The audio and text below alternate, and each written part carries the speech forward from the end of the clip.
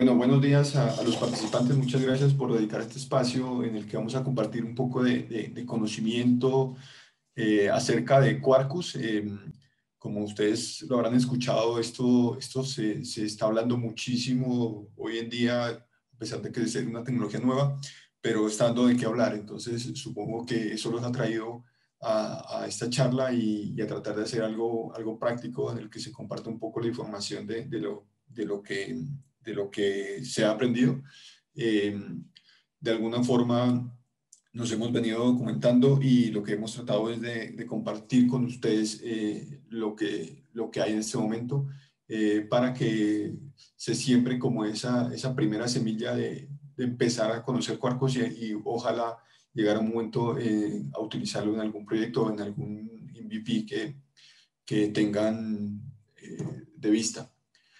Bueno, también no me presenté, mi nombre es José Luis Martínez, yo soy de Colombia, en este momento estoy en la ciudad de Bogotá.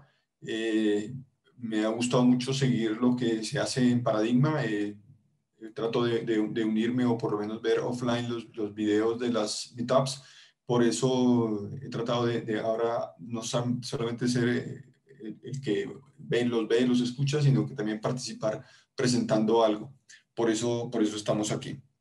Eh, quiero iniciar con algo de fuentes de información de las que he extraído alguna documentación y se las dejo a todos disponibles para que los tengan presentes. Son unos libros en los que hay algún nivel de información importante que nos puede ayudar para trabajar. Quarkus lleva tal vez 2 años, pero a pesar del poco tiempo ya tiene bastante información. Las guías que hay en el sitio oficial de Quarkus son bastante sencillas de entender, muy concretas y están los paso a paso para lo que uno necesita hacer. Entonces hay guías para diferentes elementos dependiendo de las necesidades, dependiendo del tipo de proyecto que se quiera trabajar.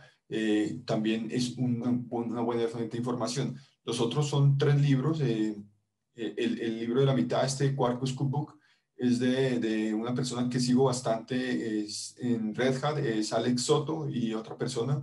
De Alex Soto he podido ver bastantes presentaciones sobre Quarkus y sobre otros temas relacionados con Java, Kubernetes, microservicios, etcétera. Entonces lo recomiendo mucho, por eso lo puse en la mitad. Es uno de los libros que explica muy claramente el funcionamiento de la plataforma, del framework y da unos ejemplos muy concretos.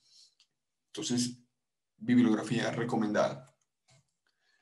Bien, arranquemos con una definición de Quarkus que pues, está tomada de Wikipedia. Entonces, Quarkus se entiende que Quarkus es un framework escrito en Java para desarrollo full stack, eh, orientado o nativo para Kubernetes, diseñado sobre OpenJDK Hotspot y para GraalVM. Entonces aquí, en esta primera parte de la definición, hay elementos importantes.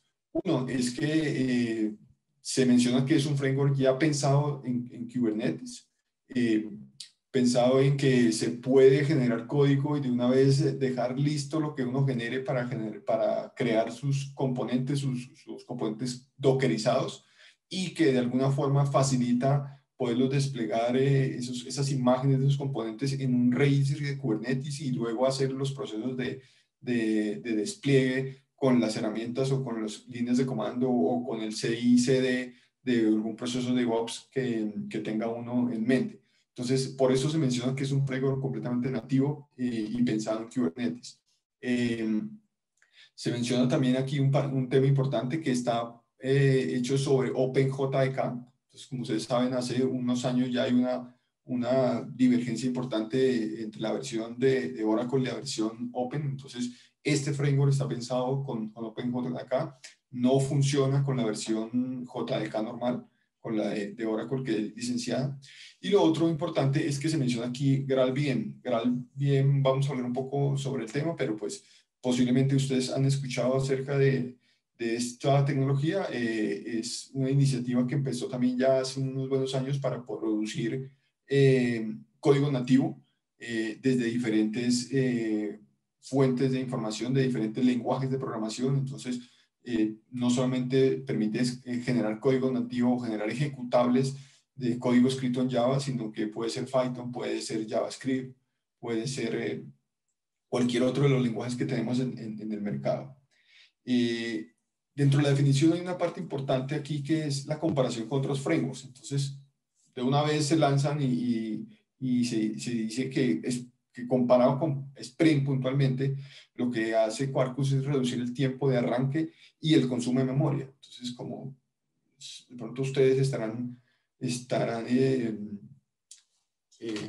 al tanto, cuando uno desarrolla con Spring, Spring tiene una carga bastante importante de elementos en memoria y hace una serie de procesamiento que hace que su arranque sea lento.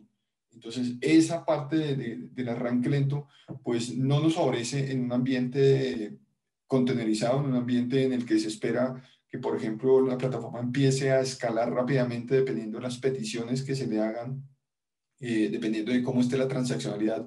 Si los componentes tienen que escalar, pues si el framework que yo tengo por debajo hace que el arranque sea pesado, probablemente voy a tener dificultades al hacer escalamiento horizontal en una plataforma de orquestación de componentes como Kubernetes. Entonces, aquí ya hay un tema bastante importante y se menciona de manera directa y lo comparan con Spring.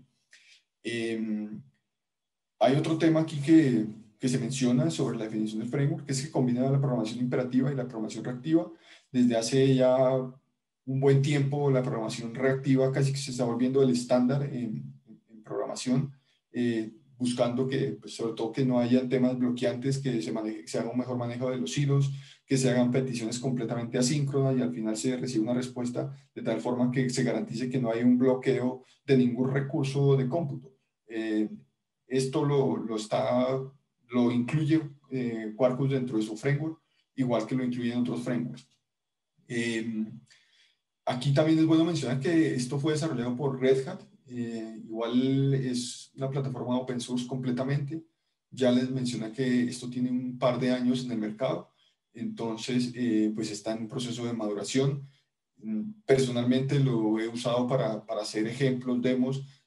Todavía no nos hemos aventurado a hacer algún proyecto de producción que para algún cliente con la compañía con la que trabajo. Solamente hemos hecho cosas muy, muy sencillas, pues estamos en proceso de aprendizaje, ver cómo evoluciona, qué pasa en las comunidades, cómo madura, para poder ya tomar la decisión de utilizarlo directamente en algún proyecto productivo.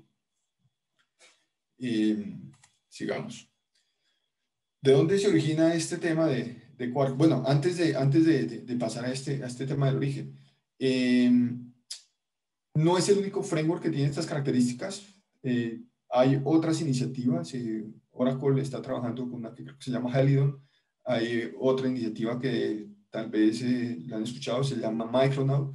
Todos estos orientados a hacer desarrollos para la nube, desarrollos que me permitan contenerizar mis microservicios, buscando que no haya gran consumo de memoria, buscando que sea un inicio muy rápido, favoreciendo esos elementos que les mencioné de escalabilidad. Entonces, por ahora hay como esos los que conozco. Sé que pueden haber más, pueden haber otras iniciativas, pero esta es tal vez de las que más se ha mencionado en los últimos años. El inicio, ¿por qué este tema de hacer un framework así? Entonces, bueno, por un lado, hace un tiempo se empezó a hablar de que Java como tal había empezado a decaer, que Java, se llegó a decir que Java había muerto hace ya varios años porque empezaron a aparecer otros lenguajes de programación, porque, entre otras cosas, por ejemplo, cuando hubo la transición a microservicios, veníamos trabajando con Java Enterprise Edition, desplegando en servidores de aplicaciones, lo que se conocía como los monolitos. Se presentan grandes dificultades, son procesos muy pesados, procesos que consumen muchos recursos, los tiempos de despliegue complicados, todos los elementos y dificultades que acarrea trabajar con JE y desplegarlo en un servidor de aplicaciones. Entonces ahí ya se empezó a ver como dificultades. Luego aparecen los microservicios, aparece Docker, aparece la containerización. eh, Empezó a presentarse problemas porque en ese momento, cuando aparece Docker y teníamos que mandar un código de un microservicio dentro de un contenedor, eh, Java no era consciente de que estaba dentro de un contenedor y, por ejemplo, los parámetros asociados a memoria, a uso de memoria, a uso de CPU, él no los entendía de manera correcta y para Java él estaba corriendo dentro de una máquina virtual y la máquina virtual entendía que estaba corriendo con unos recursos diferentes a los que uno le podía asignar, porque, por ejemplo, cuando se hace un despliegue de un microservicio en Kubernetes, uno define cuántos milicores necesita, cuánta memoria va a usar. En las primeras versiones de Java, como Java no era consciente que estaba corriendo dentro de un contenedor en Linux, él no entendía eso y podía uno terminar haciendo uso de más recursos de los que le había afectado, terminaba presentándose bloqueos, fallas, etcétera, etcétera. Entonces, de ahí se empezaron a generar como esas grandes dudas de que si Java era un lenguaje de programación apropiado para estas nuevas tecnologías, para la nube sobre todo, para Kubernetes, para temas serverless. Se presentaron grandes dudas precisamente por eso, porque los tiempos de respuesta, más bien los tiempos de arranque de un contenedor desplegado en Java son bastante lentos, entonces ahí hubo muchas dificultades. Sin embargo, lo que pasa en la mayoría del mundo eh, es que hay mucha gente que conoce Java, hay mucha gente que se formó en Java, hizo muchos proyectos y pues ese conocimiento no se podía desaprovechar. Entonces, por eso aquí he conseguido dos gráficas sobre qué tan popular es Java. Esta primera de una fuente que es TIOC, una empresa que se encarga como de censar qué tanto se usa Java, qué tantos profesionales hay, qué cursos se imparten. Y pues como ven, esto es de septiembre del 2020. Entonces fíjense cómo en este ranking aparece C y Java aparece de segundo. Y así de ahí para abajo otros lenguajes. Es decir, Java sigue siendo muy popular y tal vez la popularidad se debe a eso que les mencionaba. Hay mucha gente que se formó y aprendió Java, hizo proyectos monolitos y ese conocimiento pues ahí está. Entonces, pues todo eso implica que se debería poder reutilizar. Y el hecho de tener que aprovechar o aprender un lenguaje nuevo, las curvas de aprendizaje son complejas. Acá en Colombia, por ejemplo, es muy difícil conseguir personas que trabajan en lenguajes de programación nuevos, gente que trabaje, por ejemplo, en Go, que es uno de los lenguajes, digamos, muy óptimo para trabajar en contenedores. Gente que trabaja, por ejemplo, en Scala es complicadísimo. La mayoría de personas trabajan en C Sharp y Java. Entonces, pues, habría que seguir aprovechando ese conocimiento, esa facilidad para conseguir recursos y poder trabajar en un framework que sí definitivamente sirva para la nube. Por eso Quarkus se vuelve un framework bastante importante. Y aquí en la gráfica de la derecha se muestra un poco de información relacionada con el número de proyectos que hay en GitHub escritos en Java y también las entradas que aparecen en Stack Overflow. Entonces, eso es un termómetro, una forma de medir importante sobre cómo Java ha ido, o más bien cómo Java se mantiene y dado que se mantiene como un lenguaje de programación, no, aquí no estamos diciendo que es el mejor lenguaje de programación, sino estamos diciendo que es un lenguaje popular, un lenguaje que se utiliza muchísimo.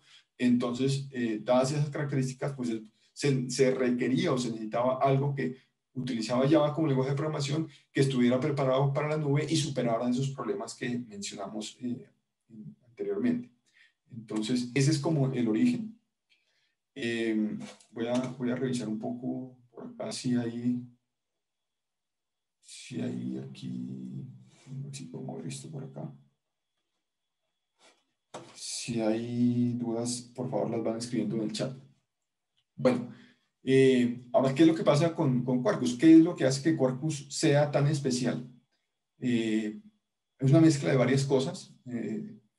Ustedes saben que lo que se conocía inicialmente como el eslogan que tenía Java hace muchos años cuando empezó era que uno podía escribir código una sola vez y lo podía correr en diferentes plataformas, solamente con la primera compilación gracias a las máquinas virtuales. Entonces, hoy en día ya ese tema de correrlo en cualquier parte se ha repensado o se ha reevaluado, porque con los contenedores, con los contenedores son Docker, y Docker en realidad es Linux, pues no tiene mucho sentido ese tema de tener una máquina virtual ejecutándose sobre un contenedor. Lo que básicamente se requiere es código ejecutable para Linux, que se pueda ejecutar como código nativo y que se entienda con el sistema operativo directamente. Entonces, esto ha cambiado, entonces por eso Java Quarkus aparece con una solución más GraalVM que da la opción de compilación nativa, y esa compilación nativa yo la puedo tomar, poner dentro de un contenedor Docker y lanzarla en una ejecución en un entorno como Kubernetes. Hay un eslogan de Quarkus que se dice que es Supersonic y Subatomic. Ese eslogan es importante, y ahí lo que se refiere la gente que construyó este framework es el tema del uso de la memoria y el arranque. Entonces se ha buscado optimizarlo. Ahora hablamos un poco más de por qué es que o qué hacen para tratar de optimizarlo, pero se busca superar precisamente esos dos temas. El soporte nativo para imágenes, que ya también lo mencioné, gracias a GraalVM. ¿Esto qué conlleva? Que si yo tengo un tema de ejecución nativa y el tiempo de arranque es mucho más rápido, el consumo de memoria es mejor, pues es un framework que estaría preparado para entornos serverless, en donde yo tenga que levantar muy rápidamente de acuerdo a las peticiones que hagan, y no tenga que esperar o tener grandes consumos de memoria. Entonces, por eso se dice que es muy amigo para ambientes containerizados y serverless. Otra cosa muy chévere del framework es que tiene el hot reload, y pues en Java de alguna forma era complicado. Algunos frameworks trataban de hacerlo con algunas triquiñuelas, pero este sí lo trae. Yo empiezo a trabajar y en la medida que voy trabajando, simplemente con salvar se va haciendo la actualización de lo que tengo desplegado en un ambiente de desarrollo, y voy viendo los cambios en caliente. Entonces, esto pues hace que el desarrollo sea mucho más eficiente. No tenemos que estar esperando procesos de bajar un servidor, volverlo a subir, de compilar, etcétera, etcétera. Y lo otro es que tiene un soporte bastante robusto de una serie de frameworks que se han vuelto estándar en el mercado. Entonces, esto es algunos elementos de lo que lo hacen especial, y por lo cual uno debería adentrarse a conocer un poco del framework, tratar de cacharrear o hacer pruebas con él, y buscar sacar el máximo provecho. Vamos a entrar un poco más en detalle sobre estas o algunas de estas características. En cuanto a Supersonic y Subatomic, entonces aquí hay una gráfica tomada directamente de Quarkus. Son algunas medidas que las personas que mantienen Quarkus dan sobre precisamente el consumo de memoria, y el tiempo de boteo y el tiempo de respuesta de la primera petición que se haga. Entonces, aquí hay un elemento comparativo bastante importante. Fíjense que aquí en la parte de la izquierda, si se sube un servicio REST muy sencillo, el consumo de memoria cuando lo hago a través de Quarkus nativo, a través de GraalVM, es de 12 megabytes. Si lo hago con un esquema tradicional de máquina virtual con OpenJDK, 73 megabytes, y lo comparan contra otros frameworks. Otros frameworks pueden, llámese Spring Boot, por ejemplo, u otros frameworks que existan. Entonces, se ve una diferencia bastante importante en el consumo de memoria. Estas medidas, pues, son tomadas directamente de Quarkus. Es probable que algunos de los otros frameworks también tengan medidas similares en cuanto a estos consumos, tanto de memoria como de arranque. En algún momento leía un blog sobre Spring en el que mencionaban que si a Spring se le hacían los afinamientos apropiados, también se podría llegar a una optimización de estos dos elementos, y se podrían tener los mismos resultados que con Quarkus. Sin embargo, pues Quarkus ya lo trae directamente, no hay que hacer ningún tipo de afinamiento, por defecto ya se maneja de esa forma y ya es óptimo. Aquí en la parte de la derecha es un microservicio, por ejemplo, en el que ya se han implementado más operaciones, ya hay una conexión hacia a algún esquema de persistencia, una base de datos relacional, una base de datos no SQL, y con más operaciones. Entonces, aquí la misma comparación, 28 megabytes cuando se trabaja con una imagen nativa, 145 megabytes cuando se trabaja con OpenJDK más Quarkus, comparado con 200 megabytes, que es lo que utilizaría de memoria otro framework. Entonces, aquí hay una diferencia significativa. En cuanto al tiempo de respuesta y el tiempo de subida, el tiempo de arranque del framework, también se hace la comparación. Cuando es nativo, pues está muy bajo, 0.016 segundos, comparado, por ejemplo, con un tradicional que dura 4.3 segundos. Aquí el tiempo sí es bastante significativo, y esto, por ejemplo, en un ambiente serverless, o montar una imagen en un Knative, o montarla en un Kubernetes, pues va a ser bastante aprovechable. Lo mismo se hace una comparación de tiempos cuando tomo mi microservicio que ya tiene operaciones CRUD, las 4 operaciones. Entonces, también se ve aquí una diferencia de tiempos bastante óptimos. Por ejemplo, aquí se menciona que un CRUD en un framework tradicional toma 9.5 segundos, que ya es un tiempo muy alto, considerable, que pues, nos podría afectar en un ambiente productivo. Entonces, estos elementos ya nos dan algunas características que son importantes, que vale la pena, o hacen que el framework se vuelva atractivo. ¿Qué es lo que pasa con Java y los contenedores? Entonces, probablemente ustedes saben que cuando se hace un despliegue en un contenedor de un microservicio escrito en Java con algún framework, pues hay un overhead al arranque y hay un overhead a nivel de memoria. Ese overhead al arranque está relacionado con operaciones como hacer una revisión de que todas las clases que tenga o que se estén utilizando se carguen, y ese cargada tiene que ver con hacer un scan del class path. Entonces, es revisar ese class path, que todas las clases que necesito las debo cargar en memoria. Si tengo jars en disco, o sea, tengo librerías a través de links que las debo recoger del disco y también cargarlas a memoria, entonces eso también va a consumir tiempo. Si hay código con un buen número de anotaciones, que es lo más normal, hoy en día se hacen muchas anotaciones para optimizar cantidad de código escrito, entonces hay que hacer un proceso de análisis de esas anotaciones para poder hacer la representación correcta ya en ejecución. Hay temas de construcción de metadata. Los temas del compilador Just in Time también implican tiempo de arranque, que todo esto sumado pues va consumiendo al final mayor tiempo. Y a nivel de memoria, pues Java tiene un tema de carga de clases, metadata, temas de compilación, todas las clases que uno utiliza y que en algún momento las necesita instanciar, las tienen que estar en el Metascale. Antes esto tenía otro nombre, me acuerdo si se llamaba Perl James, si mal no recuerdo. Entonces todas esas clases están consumiendo memoria y van a terminar haciendo que Java sea lenta dentro de un contenedor.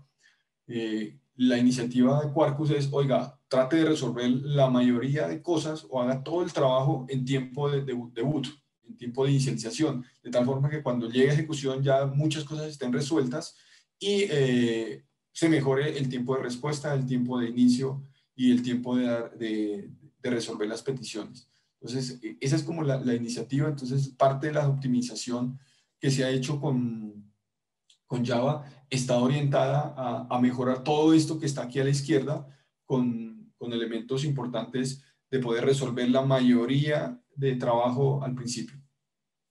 Eso es como una de las iniciativas importantes que vale la pena mencionar. Otro elemento es que pues, Quarkus acoge la iniciativa de Microprofile, que esto es de Eclipse inicialmente, está en la versión 3.2. Entonces lo que se hace es acoger una serie de frameworks o referencias que son básicamente las que tenía JE, que se han recogido, se han optimizado, se han vuelto más pequeñas, se han unido, y ese microprofile ofrece pues, una serie de APIs para solucionar temas como los servicios REST, como el parseo de objetos JSON, como manejar configuraciones, como manejar métricas, manejo de tolerancia a fallas, ese tipo de cosas, la inyección de dependencias que es tan importante y optimizada, porque la inyección de dependencias puede ser uno de los elementos que más tiempo consuma. Entonces lo que hace Quarkus es acoger esta iniciativa de Microprofile y lo incluye dentro de su framework. Dentro de su framework. La otra característica que hace atractivo Quarkus es que de una vez fue pensado para Kubernetes, ya lo hemos mencionado, con el framework se da la habilidad o la facilidad de generar unas extensiones que permiten que lo que yo haga de una vez me genere los archivos, los YAML que me permiten fácilmente desplegar en Kubernetes. Entonces esto pues digamos que ahorra tiempo, ahorra o le da la facilidad al desarrollador de simplemente hacer ciertas configuraciones en un archivo de propiedades y al final ya se generan todos los archivos desplegables que se pueden utilizar en una plataforma como Kubernetes. Aquí como para dar un vistazo muy rápido de cómo funciona eso, pues, o más bien de cómo funciona Kubernetes o dónde es que se ponen los elementos. Posiblemente la mayoría de ustedes ya han trabajado con orquestadores de contenedores. Pues Kubernetes tiene un nodo master y tiene una serie de nodos o nodos worker donde en realidad se ejecutan las cargas de trabajo y lo que se construya con Quarkus, los contenedores, los microservicios van dentro de esos nodos en los pods. Los pods pues, pueden tener diferente o un número más de un contenedor al tiempo. Es muy común cuando uno utiliza patrones como Sidecar, en el que en un pod yo puedo poner un contenedor que es el que recibe las peticiones y hace una serie de cosas y luego sí le pasa la ejecución a un segundo contenedor. Eso es muy común. Entonces, Quarkus estaría muy optimizado para correr dentro de estos pods dentro de un ambiente contenerizado de orquestación de contenedores. Aquí hay otra comparación que también viene directamente de las personas que mantienen Quarkus, de los que mantienen el framework, en el que se trata de verificar o comparar la ejecución de un Java tradicional versus algo escrito en Node versus algo escrito en Node, en Go. Entonces, pues esto no hay como una información concreta de con qué características estaban montados esos nodos, de cuánta memoria ni con cuánta CPU, pero pues lo que se trata de mostrar en esta gráfica es que Quarkus sigue siendo óptimo porque va a permitir que dentro de un nodo de Kubernetes se ejecuten más instancias o más pods en tiempo de ejecución. Entonces lo llegan a comparar con Go, pues Go es un lenguaje de programación que produce código nativo, código ejecutable ya directamente listo para que el sistema operativo lo corra. Entonces ya estos dos son equiparables porque Go hace unos años pues, le llevaba una ventaja grandísima a otros lenguajes de programación como Java tradicional y como Node. Entonces sí se ve aquí como un elemento importante y esto pues es fácilmente verificable porque uno podría hacer una prueba con Kubernetes mandándole mucha carga, haciendo que esos pods escalen dependiendo del uso de recursos y ahí se podría ver hasta cuánto podría llegar a escalar dentro de un nodo de Kubernetes en la medida que se van haciendo peticiones. Otra característica importante que ya la hemos mencionado, pero aquí queremos llevar un poco más de información, es la compilación o la ejecución de código nativo. Entonces, Quarkus tiene como dos posibilidades, o me voy por la opción tradicional con la Java Virtual Machine, o me voy con la opción de generar código nativo a través de GraalVM. Entonces, esa generación de código nativo, pues tiene una explicación. Tratemos de irnos primero la primera parte de la izquierda, cuando yo genero código para la Java Virtual Machine. En este escenario, si nos vamos un poco atrás, cuando trabajamos con Java, Java hace muchos años implementó el Just-in-Time, el compilador Just-in-Time dentro del JDK, precisamente para buscar optimización, porque en un principio o más bien en sus inicios Java, lo que simplemente hacía era coger el código fuente, generar el bytecode, y ese bytecode era puesto a ejecutar dentro de una máquina virtual, y la máquina virtual lo que hacía era interpretar ese bytecode, que es este paso 3. Esa interpretación pues hacía que la ejecución sea bastante lenta. Esos fueron los inicios de Java. Por eso al principio Java pues se considera un lenguaje de programación tremendamente lento. Con el paso del tiempo se implementó un compilador just in time, que lo que hacía era de alguna forma empezar en este paso 4, empezar a analizar la ejecución a través de estadísticas. Empieza a ver qué tanto se ejecutan los métodos, cuáles son los métodos más frecuentes, y dependiendo de ese análisis de código, lo que hacía este compilador era tomar esos pedazos de código y volverlos código nativo, código ejecutable. Y eso hacía la optimización. Entonces, si un método ejecutaba con mucha frecuencia, el just in time terminaba haciendo en tiempo de ejecución una compilación a nativo, y la siguiente vez que ese método se ejecute dentro de mi código, pues ya la ejecución iba a ser mucho más óptima. Eso es el esquema con el que sigue funcionando hoy, si me voy por el lado de la izquierda, en un ambiente de desarrollo, por ejemplo. Ahora, si me voy por el lado de la derecha para producir código nativo, entonces aparece un concepto hace unos años que es el ahead of time, que es tratar de compilar y resolver todo a nativo desde el principio y poner la ejecución. Entonces ya viene un proceso como tomar el código fuente Java, generar el punto class normalmente, el bytecode, luego con eso hacer un proceso de compilación de acuerdo al sistema operativo. En este caso, pues el sistema operativo que nos interesa en este caso sería Linux, porque todos los microservicios están corriendo dentro de Docker. Entonces, en este segundo stage, lo que se hace es generar esas imágenes o ese código nativo para que se ejecute de manera muy eficiente. Y luego lo que se coge es ese código nativo.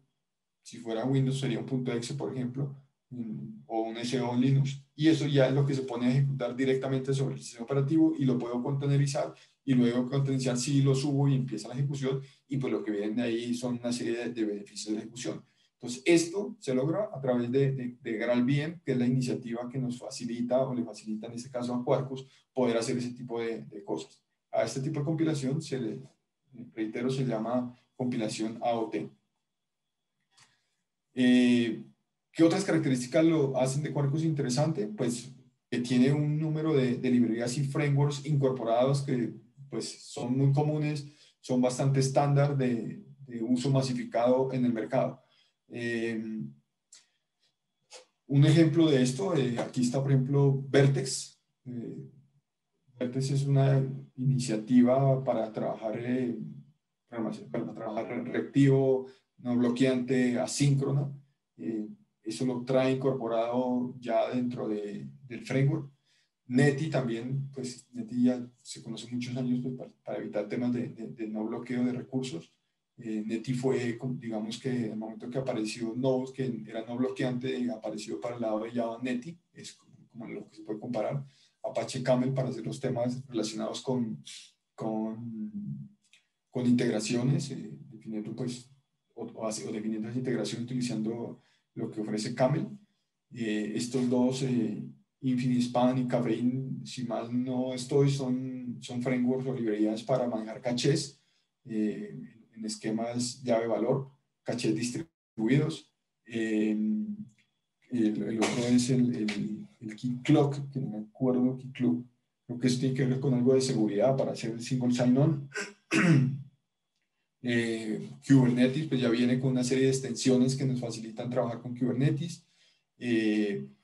Ya hay cosas para trabajar con las Lambdas de Amazon y con las Azure Functions de Microsoft. Entonces, ¿qué es lo que hay? Son extensiones que facilitan la creación de código y de alguna forma hacer toda la configuración para desplegarla en un ambiente serverless de algunos de estos dos proveedores de nubes. Tika, por ejemplo, para hacer análisis de documentos XML, PDFs, XLS, etcétera, etcétera.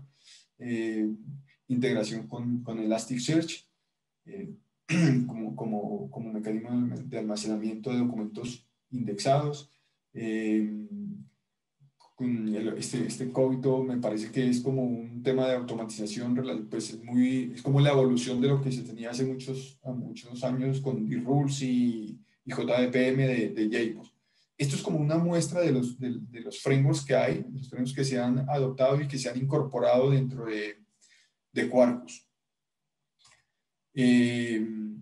Hay otra característica que posiblemente llame la atención, que es la compatibilidad con Spring.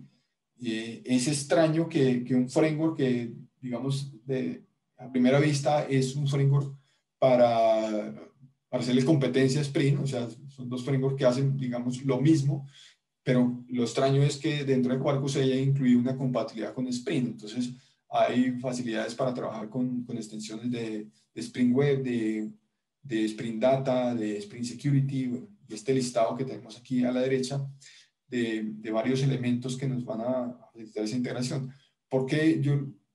¿Qué razón tiene o por qué se está eso? A mi modo de ver, eso está relacionado pues con tener código que ya está escrito con Spring Boot, y pues se quisiera reutilizar y no poner a los programadores a aprender de otro framework. Entonces, esa es quizá como la razón, porque no sé cómo funciona puntualmente esta compatibilidad, pero lo más seguro es que esto termine adaptando y convirtiendo ese código que uno escribe con Spring, convirtiéndolo a Quarkus. Básicamente lo que haría es como una especie de traducción. De todas maneras, esa característica está y sigue haciendo que el framework sea llamativo por eso. En cuanto a la arquitectura, de Quarkus, que es un elemento importante, pues aquí tenemos en la capa de arriba todo lo que es con el microprofile, lo que ya mencionamos, todos los estándares que se acogen. Hay otros elementos como la incorporación de Hibernate ORM, cosas como Camel, Vertex, Kafka, como para hacer integración con temas de streaming. Hay unas herramientas para trabajar transacciones. Luego hay una capa que es el core de Quarkus como tal, que se encarga de hacer toda esa magia de hacer la compilación efectiva, de optimizar y tratar de que en tiempo de build se resuelva la mayoría de cosas. Está un elemento o un componente que se llama Yandex, que es el que se encarga como hacer la indexación de las anotaciones de manera óptima. Está Gizmo, que es el que se encarga de hacer como la compilación o la generación de ese código bytecode. El Graal como tal, el Graal es como el SDK en este caso, que nos permite hacer la compilación nativo. Y aquí pues están el Graal más el Substrat VM, son los dos elementos que al final me permiten poder generar ese código nativo del sistema operativo. O si me voy por el lado de la izquierda, me voy por las tradicionales máquinas hotspot. Eso es en cuanto a las características. Ahí, digamos que hemos hecho un repaso muy rápido y muy general de las características del framework, de lo que tiene, de por qué es importante tenerlo en cuenta, de hacia qué le está apuntando. Lo que vendría en este momento ya sería como tratar de aprovechar y hacer como el demo y ver algo del workshop en código. Hasta el momento hay preguntas, si alguien ha escrito alguna pregunta a través del chat o a través del modelo de preguntas y respuestas. Damos unos minutos para que las escriban, si quisieran aclararlas, y yo las voy contestando.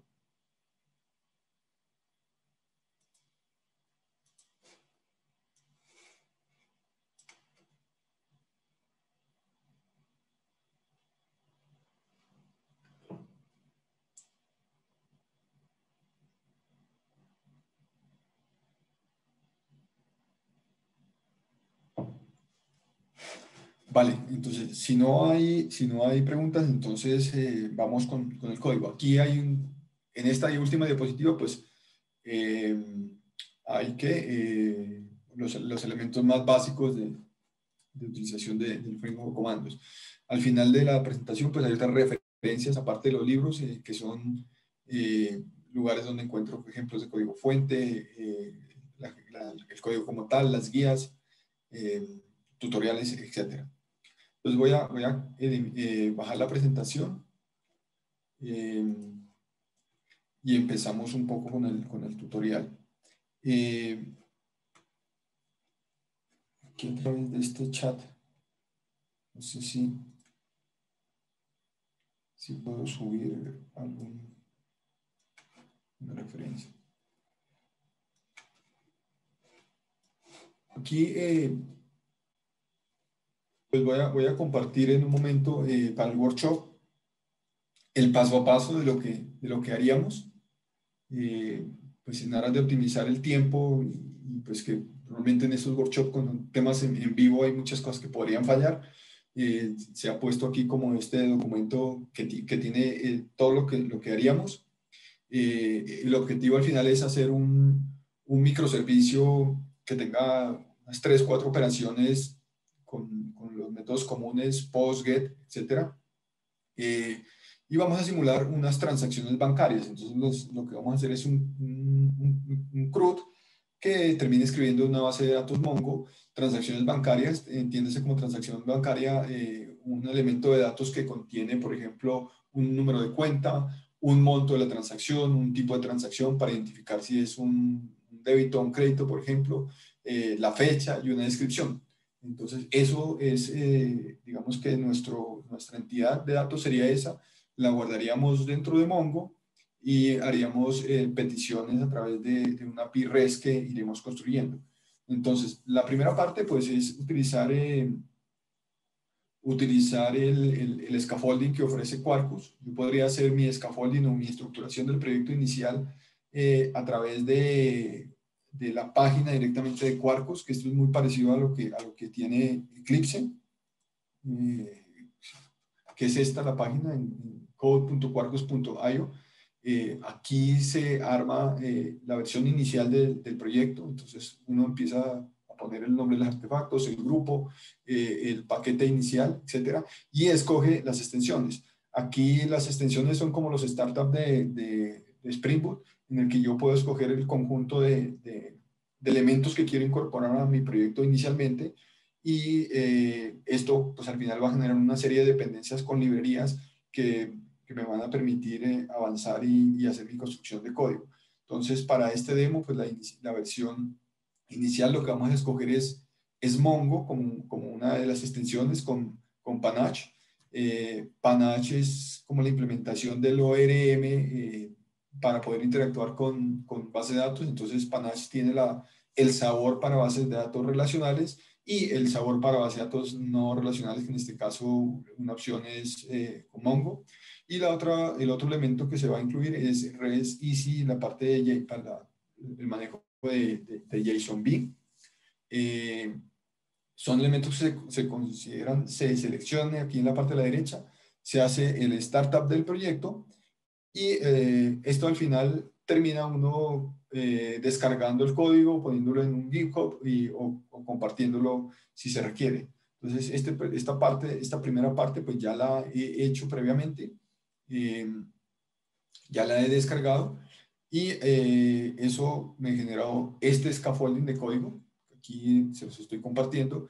En esta estructura pues se tiene inicialmente una estructura muy típica, muy tradicional, es similar a la que se ve con un proyecto Spring Boot, con un código de ejemplo y un recurso que tiene un hola mundo. Este es el scaffolding inicial.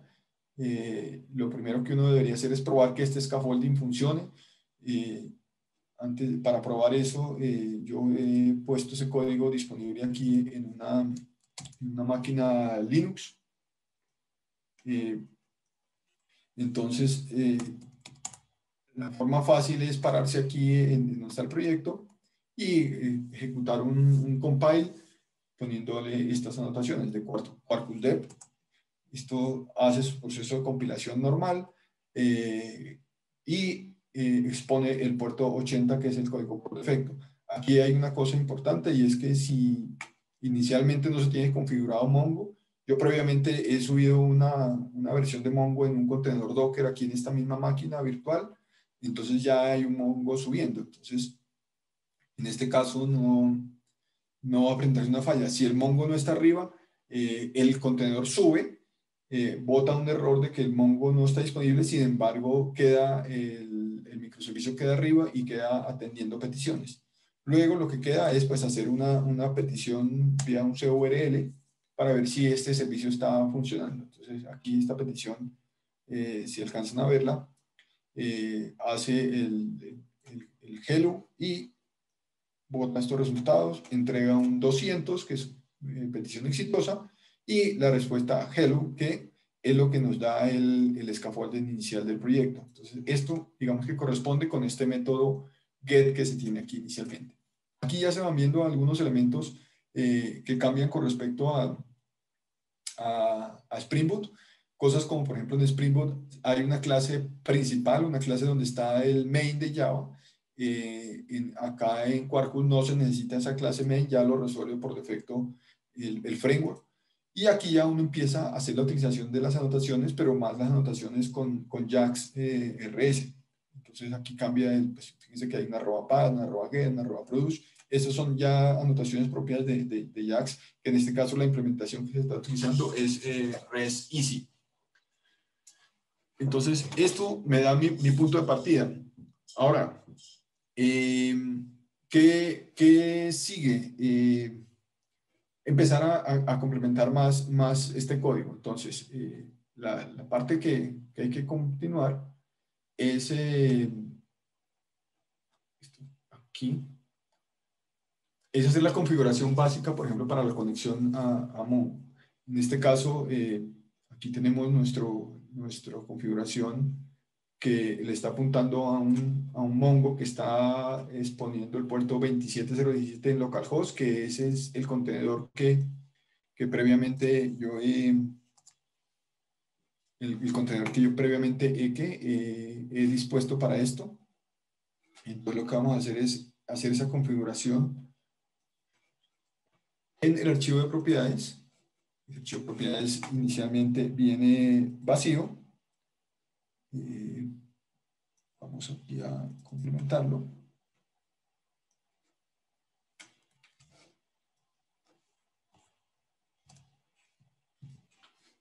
Luego vamos a crear nuestro modelo a nivel de entidades. Aquí voy a crear 3 carpetas o paquetes dentro del paquete ORG ACME Transaction.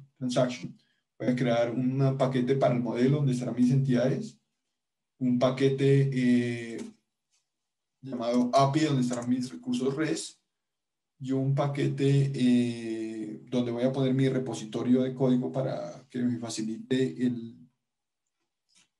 el acceso a la base de datos. Entonces aquí, repository. Bien. Luego sigue crear las entidades. Entonces aquí en este modelo vamos a crear un archivo Java que lo vamos a llamar transaction type.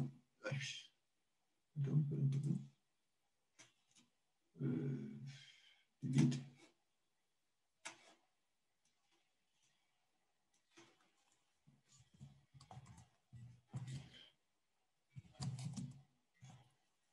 Esto es una enumeración. Esta enumeración voy a irla poniendo acá. Esta enumeración lo que nos va a hacer es ayudar a identificar si los movimientos o transacciones son débito o crédito. Luego vamos a crear nuestra entidad de datos. Nuestra entidad de datos se llamaría transacción, aquí dentro del modelo.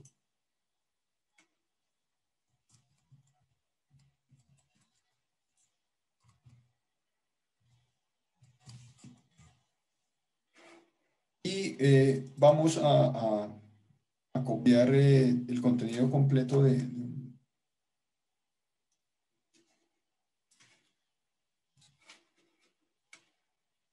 esta clase y vamos a ver un poquito qué tiene. Entonces, esta clase es nuestra entidad de datos, la que persistiríamos en Mongo.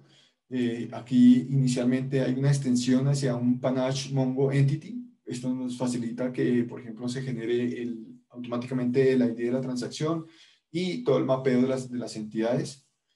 Aquí hay un constructor por defecto vacío y todos los métodos set y get que corresponden a cada uno de estos atributos que hemos incluido dentro de la entidad. Entonces, hasta aquí nuestra entidad es muy sencillo, la entidad de datos no tiene mayor cosa, entonces representaríamos el número de la cuenta, el valor de la transacción que vamos a registrar, la fecha en la que se hace esa transacción, el tipo de transacción, que este tipo de transacción debería corresponder a una numeración que fue creada previamente y una descripción de la transacción para poner un texto que nos diga de qué se trata ese movimiento que estamos ejecutando. Esto es en cuanto a las entidades de datos. Ahora, nuestro repositorio. Entonces, vamos a crear un repositorio. Aquí estoy hablando del patrón repository tal cual como lo maneja Mongo. Entonces, para persistir datos, en este caso, dentro de la base de datos, vamos a crear una clase llamada Transaction Repository.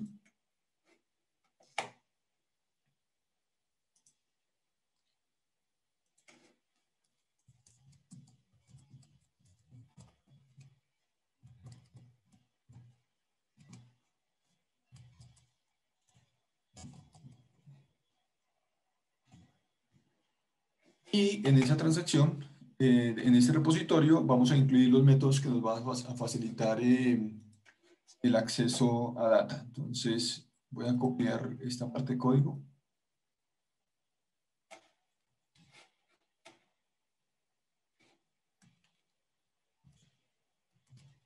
Este repositorio, pues, muy similar a lo que se hace en Spring Boot, implementa en este caso una clase Panache Mongo Repository, en el que se le pasa de una vez la entidad sobre la cual se va a trabajar. Entonces, aquí no hay mayor dificultad. Se dice que el alcance que tiene el scope de esa application, de tal forma que yo la pueda inyectar en cualquier parte de mis recursos. Entonces, esto es equivalente a los componentes o a los elementos que tiene Spring Boot. Y aquí he creado algunos métodos que nos van a facilitar hacer consultas sobre esa base de datos. Por ejemplo, una búsqueda por número de cuenta que recibe como parámetro la cuenta y invoca el método list, que es uno de los métodos que están dentro de Panache Mongo Repository, pasándole el parámetro, el campo por el cual se quiere hacer el filtro y el parámetro que se recibe aquí dentro de la firma del método. Otro método aquí es el buscar una transacción por el número de cuenta y fecha, por ejemplo. Entonces, esto recibe como parámetro el número de cuenta, la fecha en la que se quiere consultar las transacciones y también se hace un find, que este find también se hereda desde Panache Mongo Repository y aquí se le puede pasar una expresión tal cual como uno lo haría en Mongo. En este caso, la expresión... en este caso, la expresión que estamos pasando es que haga una consulta pasándole dos parámetros donde filtre por el número de cuenta y por la fecha, que aquí están los dos elementos. Y con esto se mapean los dos parámetros y se dice que genere un listado de eso. Entonces esto me bota un listado de transacciones en las que coincida el número de cuenta y la fecha que le pasamos. Y por último, hay una búsqueda por descripción. En caso de que yo quisiera hacer una búsqueda de todos los movimientos bancarios que tengan cierta descripción. Entonces, lo que se hace es utilizar lo mismo, un find, haciéndole un like a la descripción. Ese like lo complementamos con una expresión que nos permita filtrar dentro del contenido del campo de descripción, sin importar mayúsculas y minúsculas, que esta es la expresión regular que se armó aquí, sin importar mayúsculas y minúsculas, y que busque en cualquier parte del cuerpo de esa descripción. Entonces aquí no importa que la palabra que yo ponga, no importa dónde esté, si es al principio, al final, la mitad, nos debería permitir hacer la consulta. Entonces tengo aquí tres operaciones que son como personalizadas para implementar el repositorio. Por defecto, este repository pues, ya trae una serie de operaciones como buscar por llave primaria, hacer búsquedas por los otros campos sin hacer ningún tipo de filtros, el persistir, el actualizar, etcétera, etcétera, son elementos que ya vienen propios del repository. Bueno, la siguiente parte ya es construir nuestro API REST. Entonces aquí construiríamos un archivo que lo llamamos Transaction Resource,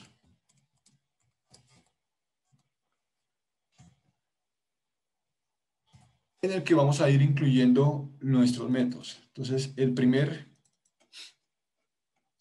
método, o más bien la primera parte, pues voy a importar aquí una serie de paquetes y vamos a hacer nuestro método post para poder crear esas transacciones.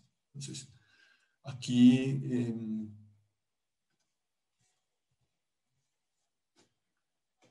vamos a ver. Para ir avanzando. Esto no me lo está encontrando. Origami Transaction. Vamos a ver qué pasó con esto.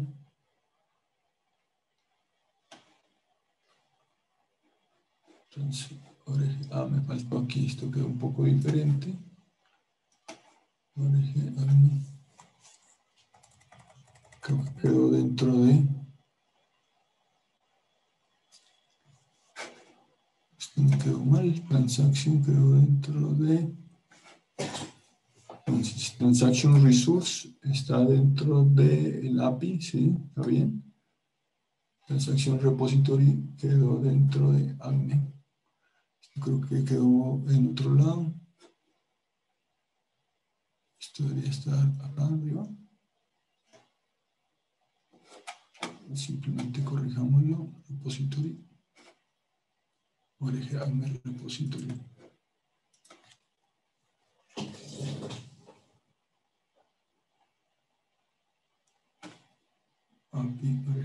Ok. Este fue el que me quedó mal. Me quedó el Transaction Model. Entonces tendría que hacer esas correcciones. Entonces, esto quedó aquí dentro de Repository.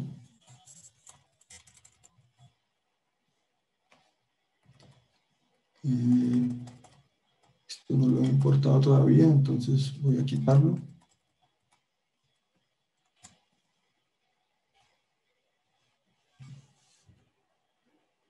Este logger.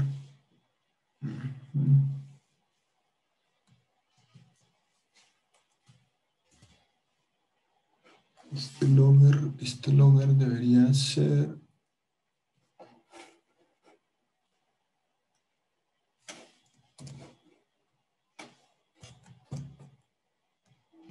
Este sí está.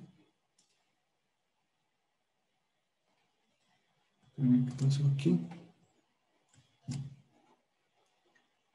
Logger. Voy a quitar este logger para que me evite estos problemas. Vamos a ver si esto logra compilar. Listo. Aquí tengo una serie de imports que aún no estoy usando, por eso no debería tener problema. Entonces, Transaction tiene 9 warnings, que son todos los imports que no se usan. Vamos a ver que esto no tenga más problemas.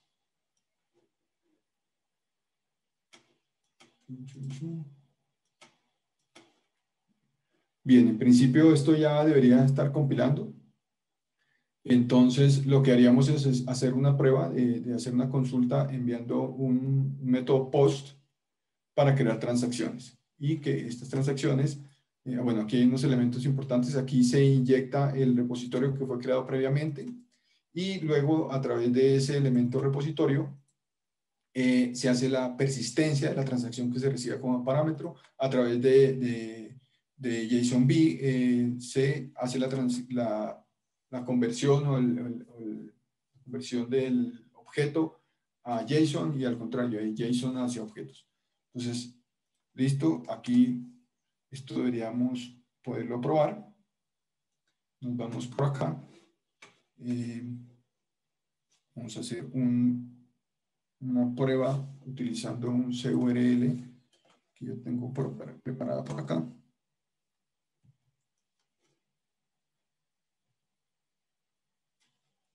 Entonces, si me dan un minuto, vamos a hacer un post.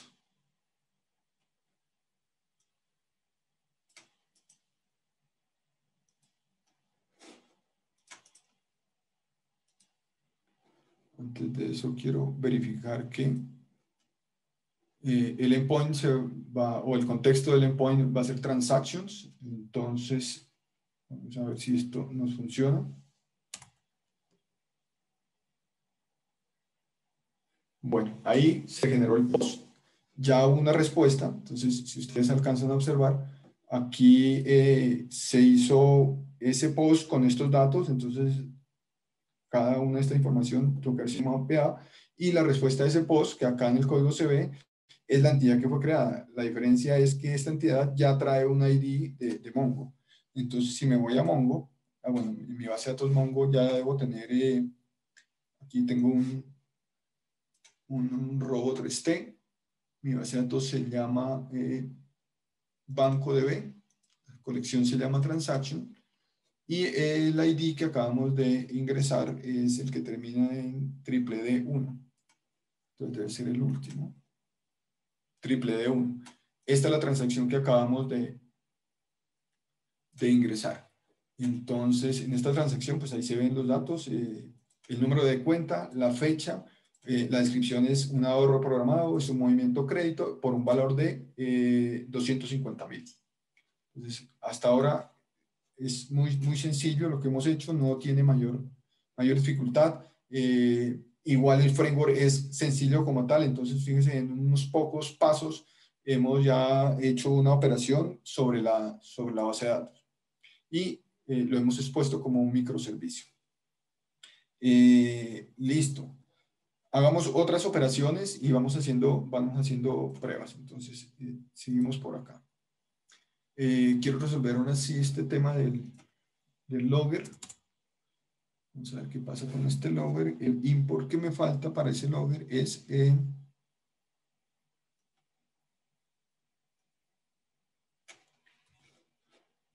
creo que es este. Vamos a ver si en este momento lo resuelve bien.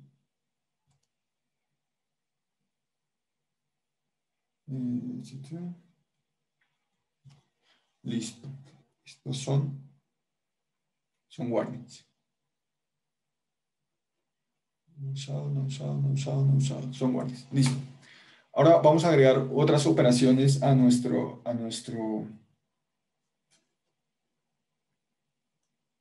ejemplo. Y vamos a agregar esta operación que nos permite hacer una consulta dado el número de cuenta.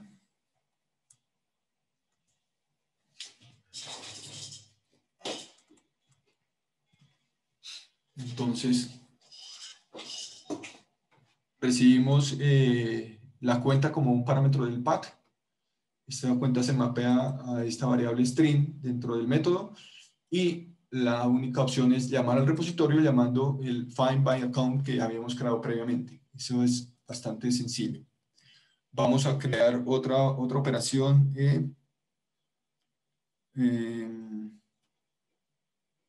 la que nos permita buscar por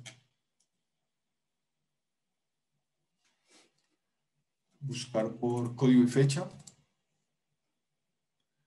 Entonces esta operación nos va a permitir buscar por la cuenta y la fecha. Entonces se pasan esos dos parámetros, que los dos parámetros se mapean aquí, un string de cuenta y un parámetro date.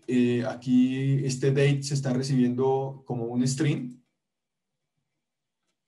Hay que hacerle un formateo a la fecha porque por defecto pues, se le va a pasar una fecha que tenga año, mes, día. Hay que hay que complementar esa fecha para que contenga el formato completo ISO para horas, minutos y segundos. Entonces, por eso se hace aquí este parse y se le complementa esa información. Luego de eso, sí se hace la invocación al repositorio pasándole esos dos parámetros. Y vamos a continuar eh, haciendo dos métodos más. Un método que nos traiga Un segundito. Un método que nos permita buscar por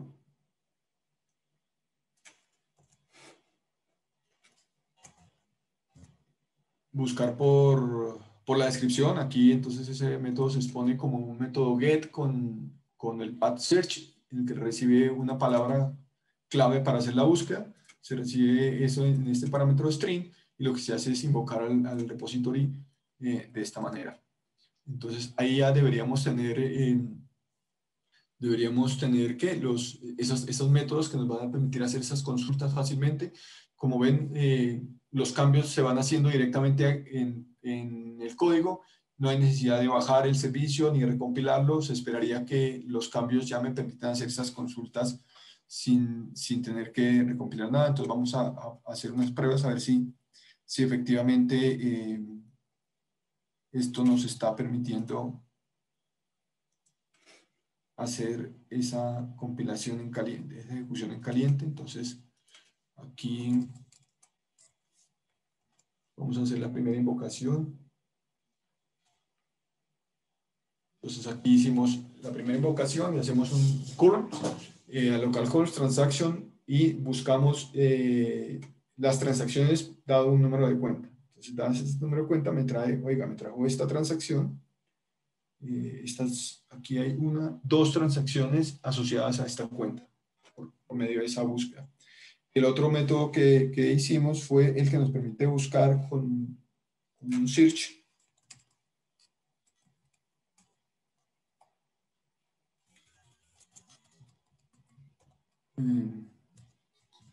Y pasándole una palabra clave. Entonces, por ejemplo, lo que diga pago, si mal no recuerdo, hay algo. Entonces, buscó una transacción, en este caso, que tenga la palabra pago en su descripción. Aquí encontró que hay una transacción y aquí en la descripción dice pago, crédito, hipotecario, por ejemplo.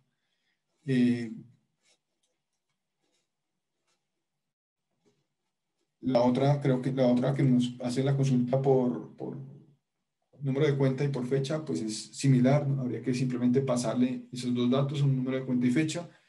Vamos a hacer un nuevo método que nos permita traer el código de la cuenta. No el código de la cuenta, que nos permite traer como el saldo de la cuenta. Entonces lo que buscaríamos es recuperar todas las transacciones o movimientos que ha tenido un número de cuenta y sobre esas transacciones hacemos un recorrido para que las transacciones de tipo débito vayan restándose de las créditos y al final me encuentre el saldo de esa cuenta. Entonces vamos a poner aquí un método que haga eso.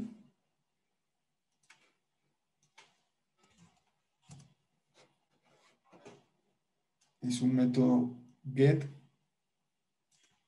Lo vamos a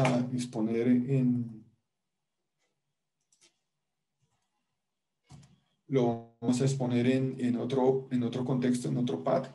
El path se va a llamar balance y va a recibir como parámetro la cuenta. Esta cuenta vamos a hacer una invocación previamente al buscar las transacciones por número de cuenta. O sea, con esta primera parte nos trae todo el arreglo, el listado de las transacciones y vamos a construir un método que tome ese listado de transacciones, que lo vamos a llamar calculate balance, y ese método es un método privado que lo pondríamos aquí dentro de esta clase para que se encargue de hacer el recorrido y hacer calcular el saldo de esa cuenta. Entonces vamos a incluir aquí un método privado. Ese método privado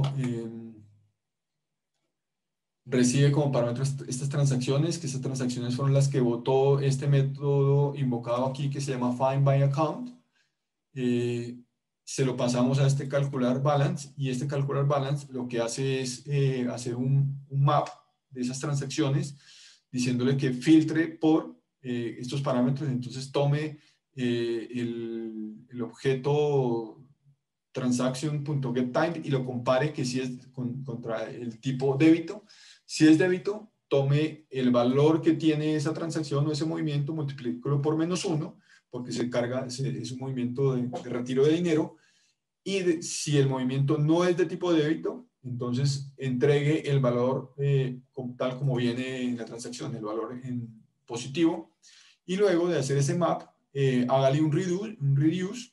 Ese reduce se encargaría de sumar todos los elementos que me entrega este map inicial, empezando por 0 e acumularlos y entregar este resultado como un doble. Entonces, el resultado de esa ejecución es que hago este return y se esperaría que nos entregue el saldo de esa cuenta. Entonces, salvamos. Verificamos que no hayan errores. Aquí estos todos son warnings por elementos no usados. Y vamos a hacer la prueba de ese método. Entonces, ese método sería transactions, balance. Y vamos a conseguir que haga una consulta de la cuenta. Busquemos aquí en Mongo un número de cuenta que tenga. Esta creo que es.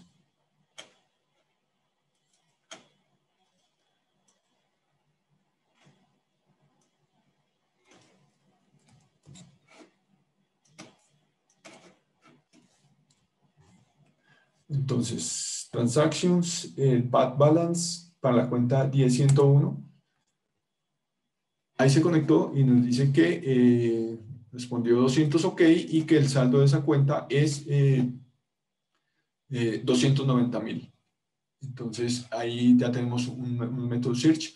Los otros métodos que se implementarían pues son el put y para hacer una modificación dado un ID, y el delete también dado un ID. Son métodos muy comunes, no revisten mayor dificultad. Aquí voy a copiar el put de manera de ejemplo. No lo vamos a probar, solo veríamos la ejecución, perdón, el código, antes de pasar a otro tema que quiero mostrarles. Entonces aquí tenemos nuestro método put, solamente lo revisaríamos, recibe como parámetro el ID de la entidad que queremos modificar y recibe la transacción, que sería el JSON con los datos a modificar. Lo primero que se debería hacer en esta operación es ir y consultar. Entonces le decimos al repository, búsqueme por el ID de transacción. Hay que hacer una creación de un objeto Object ID, porque Mongo maneja este tipo de identificadores. Entonces hay que crear este Object ID pasándole como parámetro el string ID que se recibe.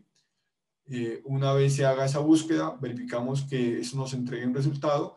Si nos entrega un resultado, evidentemente se debería poder modificar.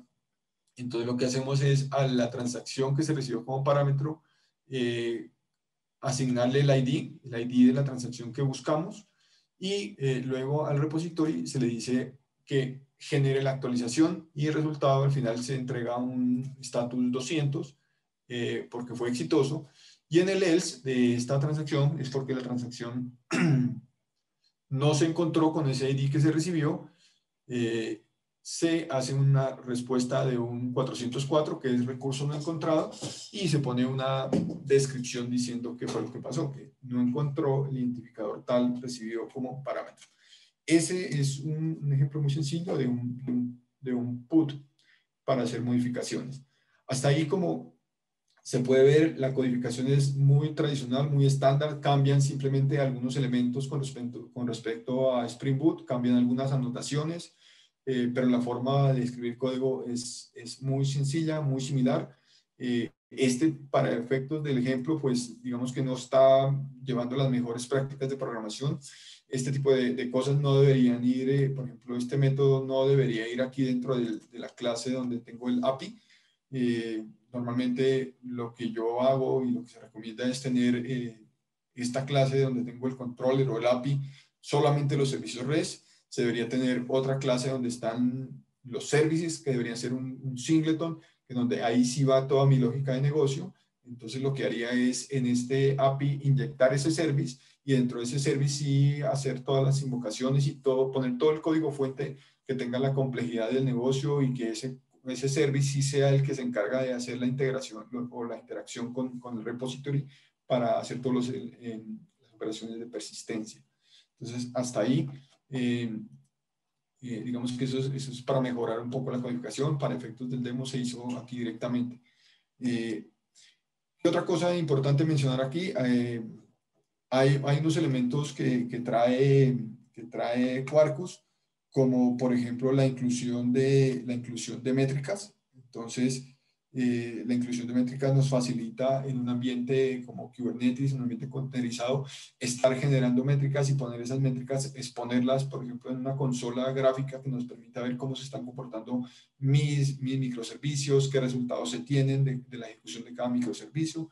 Entonces, para eso, lo que se hace es agregarle al proyecto extensiones y esas extensiones nos van a facilitar la ejecución de esas métricas. Entonces, vamos a hacer la primera métrica que la primera extensión que nos ayuda a eso. Se la vamos a agregar aquí al proyecto. Me aseguro que que estoy parado en la ruta del proyecto.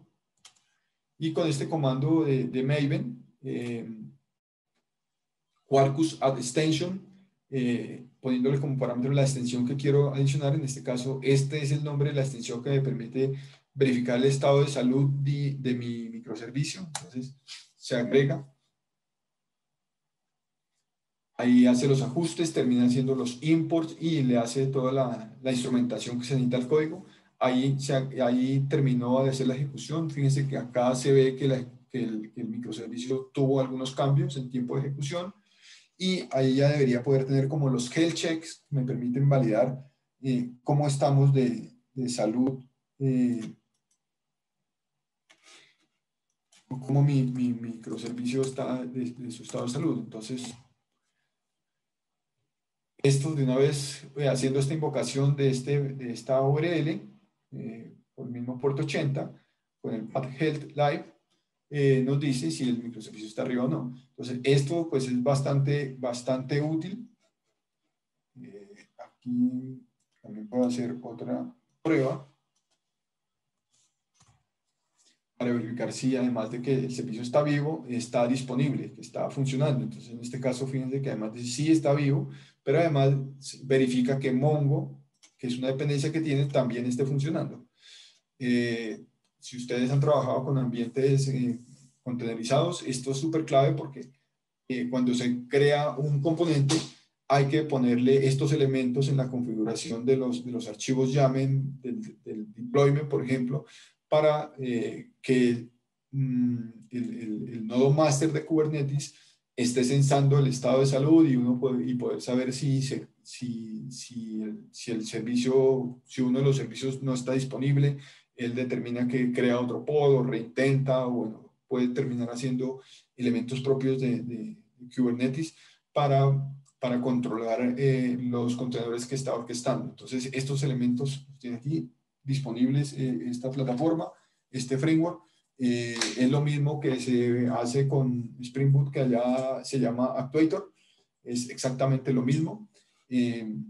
Ahora voy a adicionarle una nueva extensión que sí es la que me da las métricas y me permite hacer monitoreo me permite dar información más detallada de cómo está el microservicio. Entonces aquí ya se agregó la extensión. Esta extensión es lo mismo, termina haciendo la instrumentación de código, haciendo los ajustes y para consultar esas métricas en tiempo de ejecución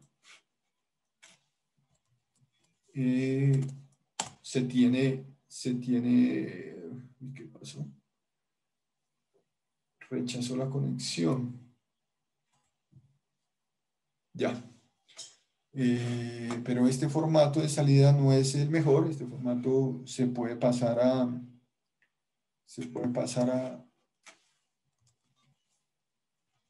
JSON. Y aquí ya me da más información de cómo se está ejecutando mi microservicio. Entonces, información, temas de CPU, temas de memoria, las clases cargadas. Es una serie de información bastante completa que, pues, así en modo texto, pues no se aprovecha tanto. Uno debería pegarle a un Grafana o pegarle a alguna de esas herramientas que están haciendo temas de monitoreo y me permiten mostrar esto y hacer estadísticas y mostrar gráficos muy elegantes para saber cómo está funcionando y cómo se monitorea mi microservicio.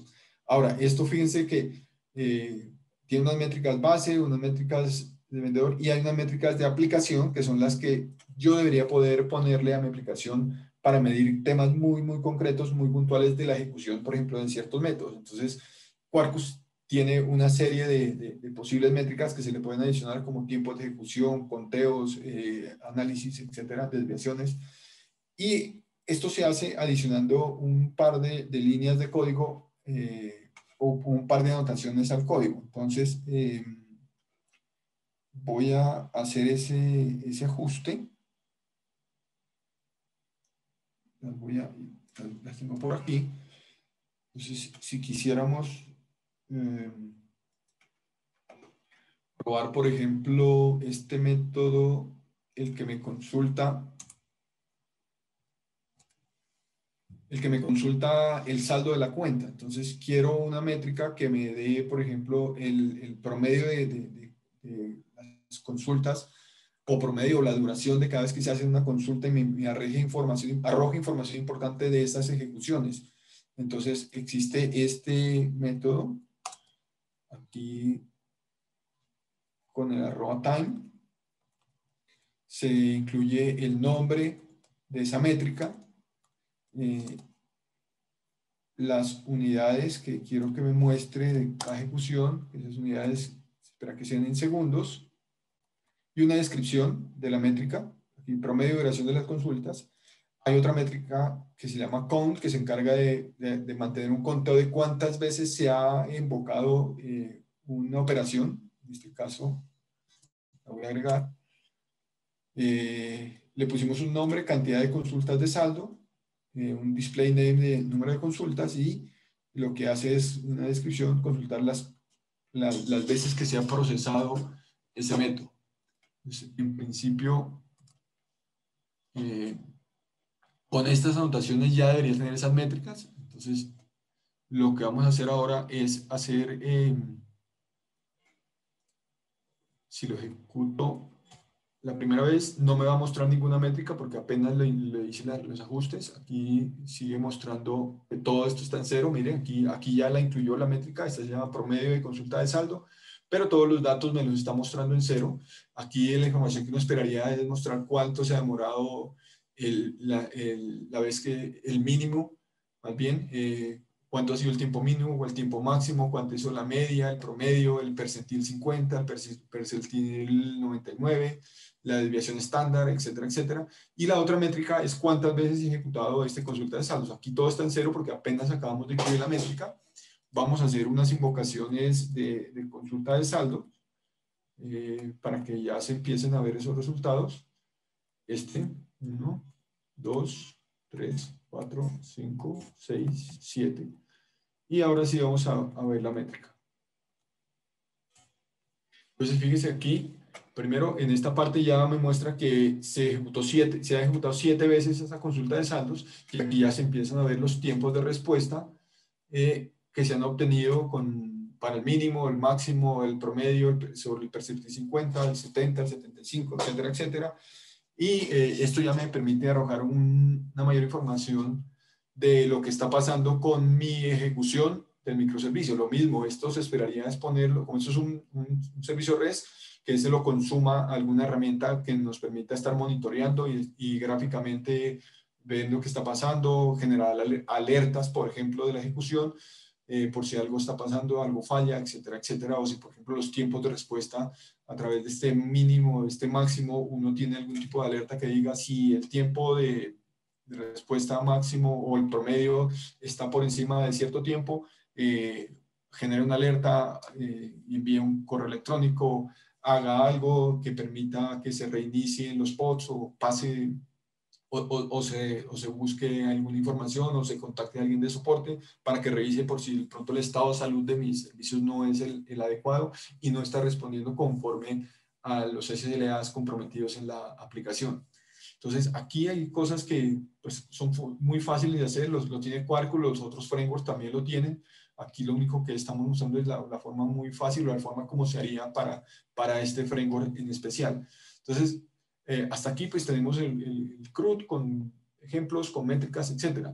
La parte que seguiría, teniendo en cuenta que ya se nos está acabando el tiempo, es la generación de ¿qué? De la imagen base, de la imagen, perdón, la imagen la imagen nativa. Entonces, para generar esa imagen nativa, pues no hay mayor dificultad. Aquí tengo el comando. El comando es este.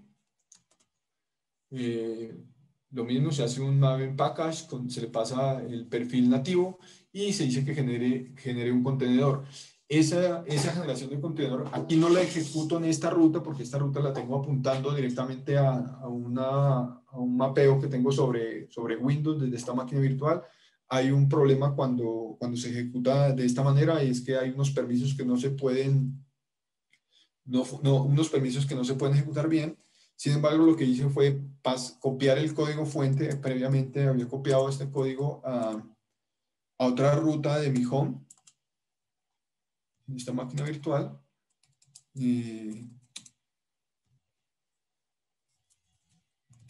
Vamos a ver si la tengo por aquí. Tengo banco.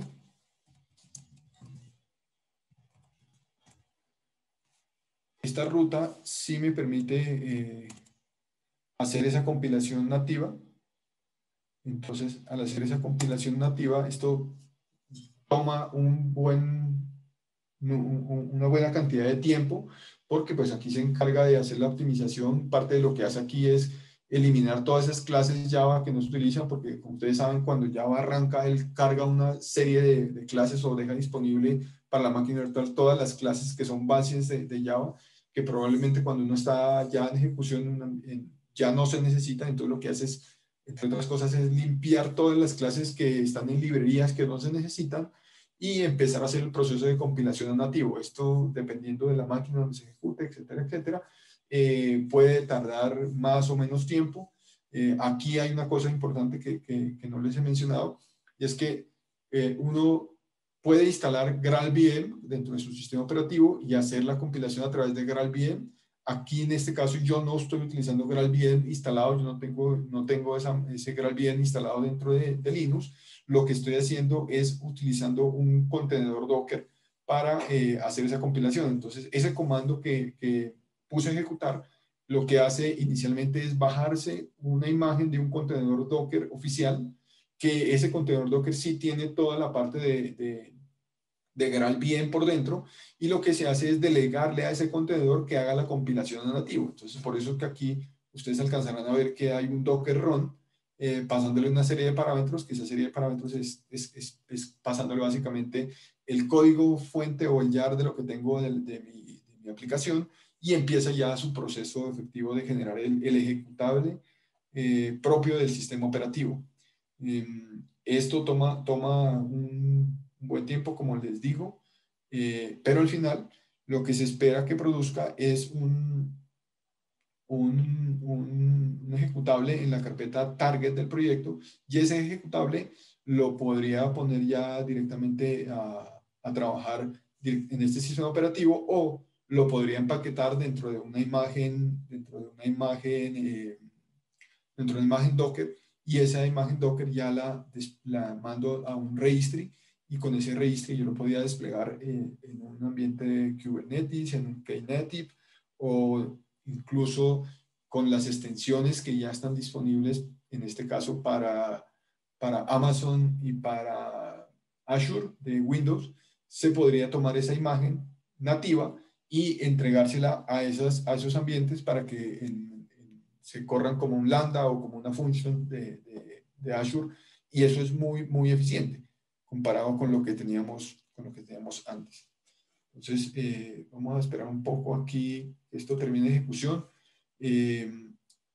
Dado que ya nos estamos pasando un poco en el tiempo, si tienen alguna pregunta, la podrían escribir en el chat o a través de del esquema de preguntas y respuestas. Creo que por aquí hay preguntas mientras eso se ejecuta. Hay una pregunta que ¿existe la opción de integrar Quarkus con Lombok?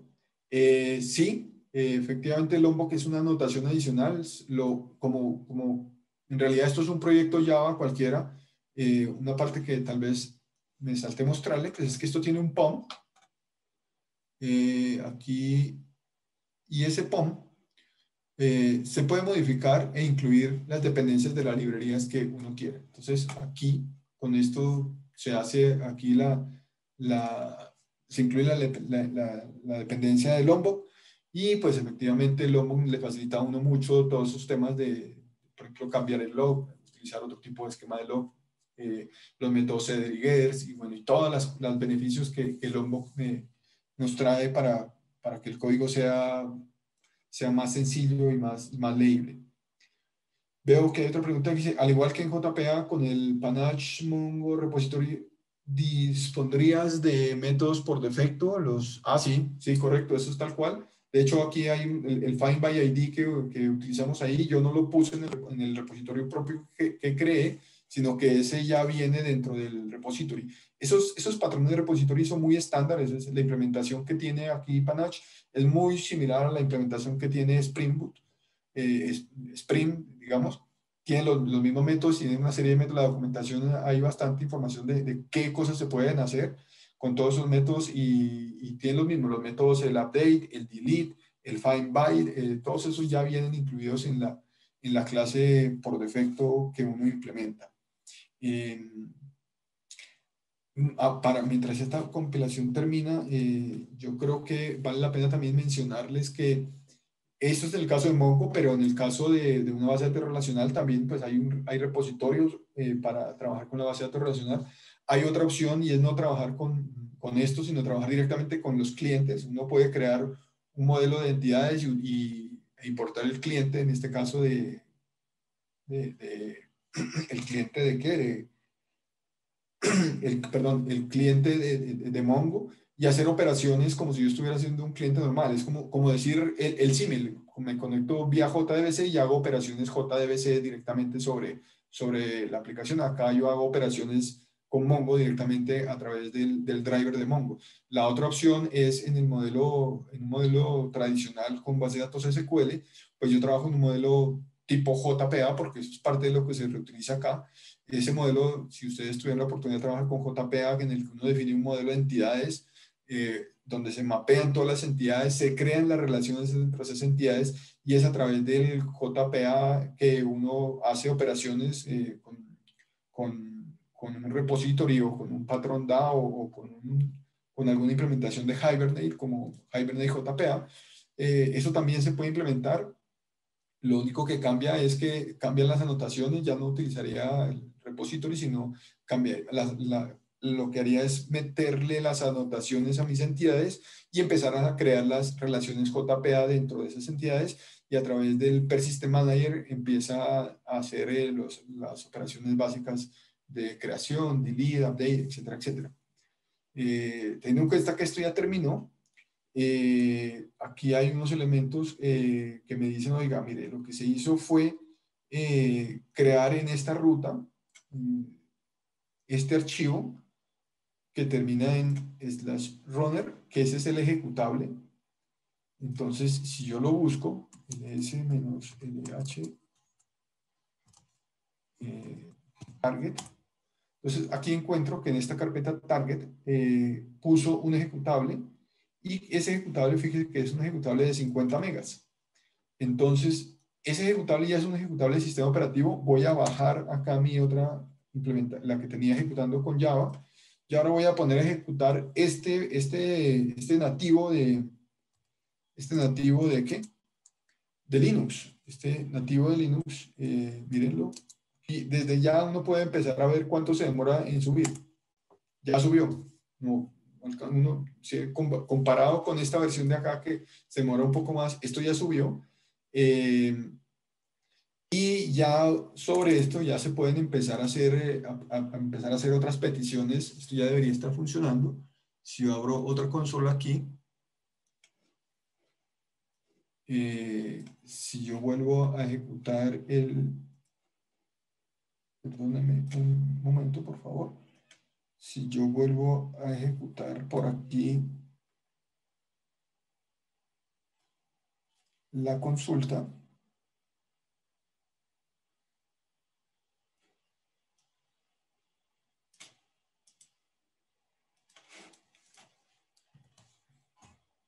miren, aquí ya está devolviendo saldos. Y si yo le digo métricas, creo que era así, métricas, ya me botó todas las métricas. Y si uno hace una comparación aquí, esta métrica me las botó feas. La otra opción era que me formatee eso a JSON para que se vean bonitas las métricas.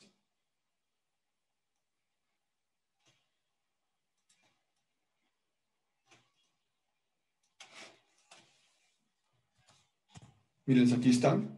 Si yo hiciera una comparación ya como para probar a ver si esto es mejor que la versión que estaba corriendo sobre Java, yo podría comparar estas métricas. Y si uno hace esa comparación, ya aquí ya se empiezan a ver diferentes. Si hago las mismas 8 peticiones en ambos lados, en estos tiempos de ejecución del mínimo y el máximo promedio, ya se empieza a ver que esta versión, que es la ejecución nativa, se ejecuta mucho más rápido. Entonces ya uno ve grandes diferencias entre Java y esta compilación nativa, que es lo natural, ¿no? O sea, pues digamos que uno no debería esperar algo diferente, porque pues la diferencia entre un ejecutable nativo versus algo que está pasando por una máquina virtual Java, pues ahí ya tengo el delay que me genera la máquina virtual Java, que se volvería un intermediario.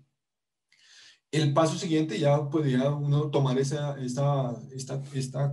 versión del código y enviarla a un contenedor. Aquí quiero mostrarles que por defecto esto cuando se dockeriza, perdón, incluso lo podría mostrar acá sobre esta versión, sobre este mismo código que estamos trabajando. En la carpeta Docker hay unos archivos y en este caso hay un Dockerfile nativo. Este Dockerfile nativo lo que hace es tomar una imagen por defecto de un registry y a ese registry lo que hace es copiarle lo que está en la carpeta target, lo que se llame runner, y lo pone en esta ruta. Entonces con esto, si yo hago una ejecución con Docker, apuntándole a esto, pues ya voy a obtener una imagen Docker que por dentro tiene un ejecutable nativo, y esa imagen de Docker ya la podría yo enviar a un registry para que sea utilizada por Kubernetes o ponerla disponible esa imagen para que la utilice Amazon o para que la utilice Azure. Por ejemplo, en Azure, cuando uno está creando una función serverless, hay una alternativa en la que uno escoge que no va a subir el código, sino que va a subir una imagen, y esa imagen podría ser una imagen nativa de estas, y la ejecución va a ser muchísimo más eficiente, sobre todo porque en esas funciones, en las lambdas de Amazon, se levantan en la medida que hay peticiones. Entonces, esta opción es muy atractiva para esos ambientes serverless. 5:58, creo que nos pasamos por 8 minutos. Si hay alguna pregunta adicional, la pueden poner aquí en preguntas y respuestas o en el chat, o si les parece, podemos dejar así.